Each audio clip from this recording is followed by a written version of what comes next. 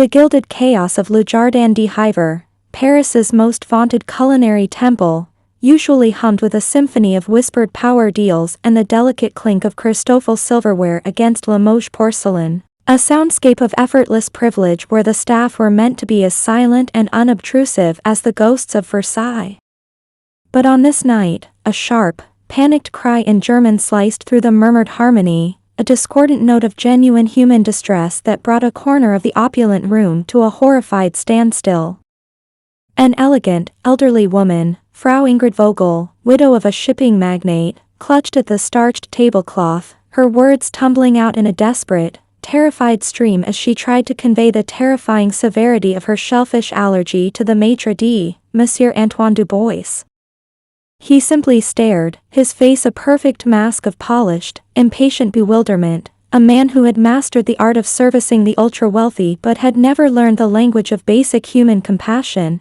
He didn't understand a word and, more crucially, didn't seem to care to. From the periphery of the room, a figure moved with a quiet purpose that defied his designated station. This was Jean-Luc Levine, the only black server on the floor, a man Dubois had hired under corporate pressure to fulfill a diversity quota and had then systematically relegated to the shadows, to the tables farthest from the important patrons, the ones who tipped in forgotten change and never asked for the sommelier. But Jean-Luc didn't see invisible boundaries drawn by prejudice, he saw a human being in mortal distress. He stepped forward, and in the precise, cultured German of a Viennese diplomat, a language he had mastered through countless dawns spent in the silent halls of the Bibliothèque Nationale, he said, "Entschuldigen Sie die Störung, gnädige Frau. Darf ich behilflich sein?" The silence that followed was so profound it was deafening, a vacuum that swallowed even the distant, frantic clatter of pans from the kitchen. For 3 full heartbeats, the entire restaurant seemed to hold its breath. The woman's terror shattered, replaced by a wave of sheer, unadulterated relief that made her eyes glisten. She grasped Jean-Luc's arm like a lifeline, her words now a rapid, grateful flood as she detailed the deadly specifics of her condition, her epinephrine pen suddenly feeling less like a last resort and more like a forgotten token in her purse. Jean-Luc turned to the stunned Dubois, his posture ramrod straight, his voice low and steady as he translated not just her words, but her profound fear, suggesting impeccable alternative dishes from the menu with the intuitive expertise of a seasoned maître d' himself, his knowledge of the kitchen's secrets and the chef's whims proving far superior to that of his superior. Dubois's initial shock curdled swiftly into a hot, humiliated fury. His face, usually a monument to condescending placidity, tightened into a rigid mask. "Levine," he hissed, the name a venomous whisper meant only for him, a bullet of contempt. "Your section is by the service doors. Return to it. The clientele privy are for staff who understand nuance."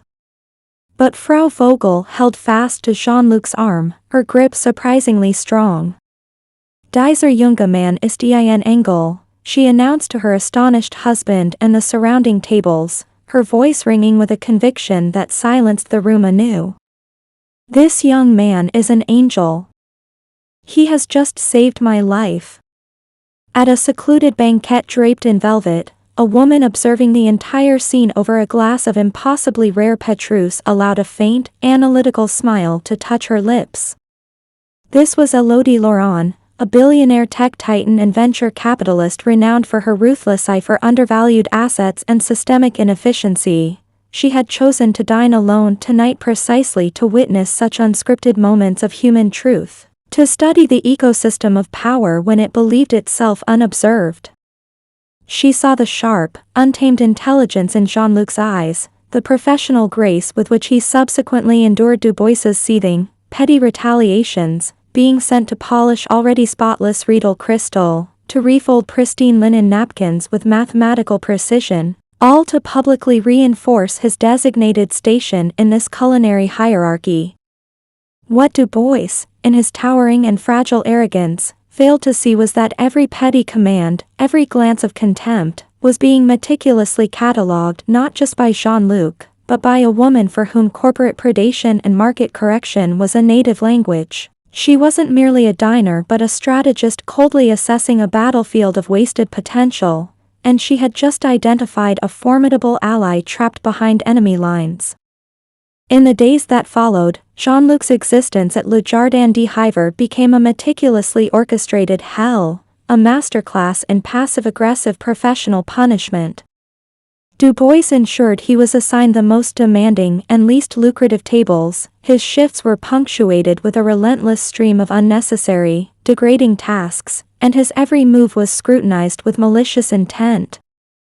Individuals of a certain background must understand their inherent limitations, Du Bois would announce to the other waiters within earshot, his voice dripping with faux wisdom. Ambition without pedigree is merely noise. Yet, Jean-Luc endured with a preternatural calm that seemed to infuriate Du Bois further. The long, sleepless nights he had spent in the hushed, hallowed halls of the National Library, devouring dense texts on oenology, international business etiquette, and hospitality management, had fortified him with a patience and perspective his tormentor could not comprehend. He was the son of a Mauritian seamstress, a woman who had worked until her fingers were raw and threadbare to buy him his first dictionary, whispering stories of resilience and the transformative power of knowledge into his childhood dreams. Meanwhile, Elodie Laurent, through discreet and ruthless channels, unearthed the full, impressive measure of the man. Her assistant, a shadowy figure with access to every database, discovered that Jean-Luc was not just fluent in German, he was conversant in 6 languages, held a hidden degree in luxury hotel management from a respected Swiss institute, and was completing an advanced diploma in international finance through a rigorous online program. Each piece of information solidified her resolve. She was looking at a gross market inefficiency, an asset of immense value being deliberately misused by incompetent management. She arranged a meeting at a quiet café nestled along the banks of the Seine, far from the gilded cages of the 8th arrondissement. Monsieur Levine, she began, not in French, but in the flawless German that had first caught her attention, your considerable talents are being criminally wasted. She revealed her identity and her intent. She was in the final stages of acquiring Le Jardin d'Hiver and required a new director who embodied true, modern elegance, one of competence, character, and cultural fluency, not just antique connections and inherited privilege. She handed him a device so miniature it was virtually invisible. Document everything, she instructed, her voice cool and precise. Every directive, every comment, every glance. In 2 weeks, we will not only change the management of that restaurant, we will make a very public example of why bigotry is not just morally repugnant, but catastrophically bad for business. The plan culminated during an exclusive private dinner for a delegation of notoriously discreet Swiss bankers, the kind of clients Du Bois valued above all others. He was at his most obsequious, a peacock preening for what he perceived as his rightful audience, his laughter too loud, his gestures too broad. As he held forth on the uncompromising standards and exclusive traditions of Le Jardin d'Hiver, his own voice, cold, sneering, and utterly unmistakable, echoed through the grand room, projected from hidden speakers with crystal clarity. Individuals of that background must understand their inherent limitations. The recording played on, a damning crescendo of every prejudice, every abuse, every illegal directive he had uttered over the preceding fortnight. The dining room froze in a collective state of horrified, rapt silence. Elodie Laurent rose from her seat, a silhouette of impeccable power and cold fury. My name is Elodie Laurent. As of 1 hour ago, I am the sole owner of this establishment. And you, Monsieur Du Bois, are not only fired, but you will also be answering to the French labor tribunals and the press for your conduct. She then turned to Jean-Luc, who stood with a quiet, unshakable authority that now seemed innate, inevitable. This is Jean-Luc Levine, the new managing director of Le Jardin d'Hiver. 6 months later, the restaurant had been completely reborn, its stuffy, anachronistic atmosphere replaced by a vibrant, revolutionary spirit of inclusive excellence. Under Jean-Luc's leadership, it became celebrated not only for its unparalleled culinary artistry but for its revolutionary culture, a place where a diverse, brilliantly talented staff thrived, where guests from every corner of the globe were greeted in their native tongue, and where excellence was the only pedigree that mattered.